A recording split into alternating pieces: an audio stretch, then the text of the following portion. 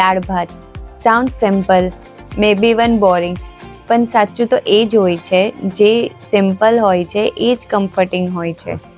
After a long day, વરસાદમાં, ઘરથી દૂર, હોસ્ટેલમાં, જ્યારે મમ્મીના હાથનું જમવાનું મિસ કરીએ ત્યારે મનને જોઈએ છે બસ એક ગરમા ગરમ બોલ ઓફ દાળ ભાત.